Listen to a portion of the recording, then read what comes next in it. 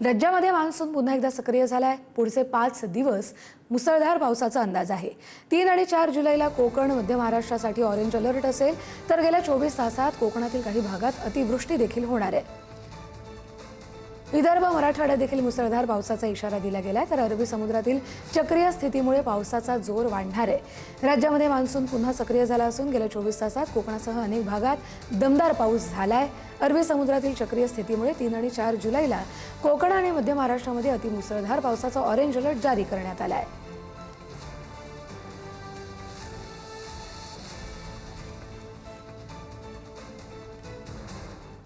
मुंबईमध्ये रात्रभरापासून पावसाची संततधार सुरूच आहे। मुंबईच्या पूर्व उपनगरामध्ये मुसळधार पाऊस कोसळतोय। विक्रोळी, भांडूप, पवईमध्ये मुसळधार पाऊस सुरू आहे, तर ठाणे, नवी मुंबई, कल्याण, डोंबिवलीमध्ये देखील पाऊस सुरू आहे। महामुंबईमध्ये मान्सूनचं जोरदार पुनरागमन झालंय। आता आठवडाभर जोरधारा बरसणार आहेत। मुंबई पुन्हा एकदा जलमय होण्याची देखील शक्यता आहे।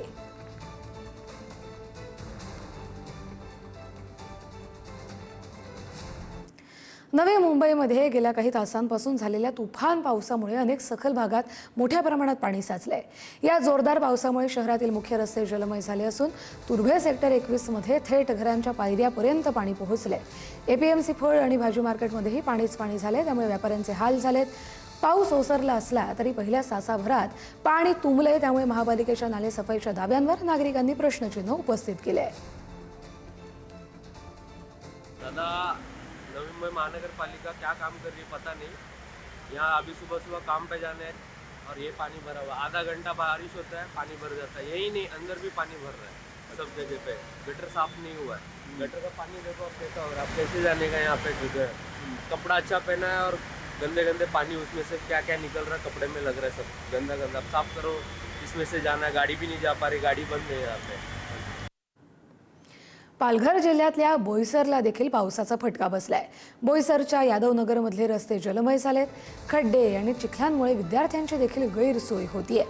साचलेल्या पाण्यामुळे अपघाताचा धोकाही वाढलाय, तर रस्त्यांच्या तातडीच्या दुरुस्तीची नागरिकांकडून मागणी होतीये।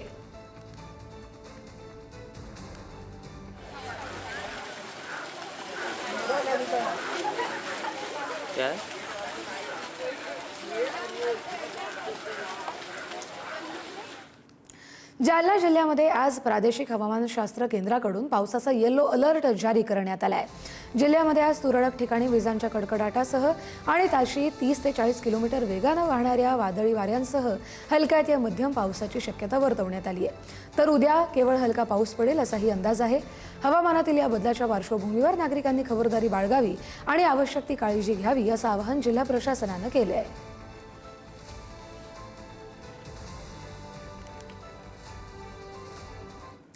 नंदुरबार जिल्ह्यामध्ये पावसानं पाठ फिरवली आहे, त्यामुळे शेतकऱ्यांसमोर पीक वाचवण्याचं मोठं संकट उभं राहिलं आहे। हवामान खात्याच्या अंदाजावरून तालुक्यातील अनेक भागात पेरण्या झाल्या, मात्र आता पाऊसच गायब झालाय, त्यामुळे पिकं करपण्याच्या मार्गावर आहेत। विहिरींमधील जलसाठा झपाट्यानं आटतोय, अनेक ठिकाणी पेरण्या रखडल्यात। येत्या 2-3 दिवसात दमदार पाऊस झाला नाही तर शेतकऱ्यांवरती दुबार पेरणीची वेळ येऊ शकते, त्यामुळे हवालदिल झालेला बळीराजा आता चातकासारखी पावसाची वाट पाहतोय। झाला म्हणजे उत्पन्नात घट होतेच। आता लावलेला कापूस जर जगला असता तर उत्पन्न निघतं व्यवस्थित। उत्पन्न निघाल्यावर बी पिकाला भाव मिळत नाही, हमी भाव मिळत नाही, त्याच्यामुळे शेतकऱ्यांची पिळवणूक होत असते। सध्या तर परिसरात कुठंच पाणी नाही। आजच्या घडीला प्यायला सुद्धा पाणी भेटत नाही अशी परिस्थिती आहे। अजून 8 दिवस जर पाणी नाही आला तर गावांमध्ये सुद्धा प्यायला पाणी मिळणार नाही। अमरावती जिल्ह्यातील शिरसगाव कसबा इथं 2 तासांच्या मुसळधार पावसानं जनजीवन विस्कळीत झालंय। मेघा नदीला पूर आला, त्यामुळे सखल भाग, दुकानं आणि अंगणवाडीमध्ये पाणी शिरलं, तर मुख्य रस्ते जलमय झालेत। ब्राह्मणवाडा थडी परतवाडा महामार्गावरील वाहतूक 4 ते 5 तास ठप्प राहिली। दरम्यान वीज पुरवठाही खंडित झाला, त्यामुळे नागरिकांना रात्रभर अंधारात राहावं लागलं। प्रशासनाच्या कार्यपद्धतीवर त्यामुळे ग्रामस्थांनी तीव्र नाराजी व्यक्त केली आहे।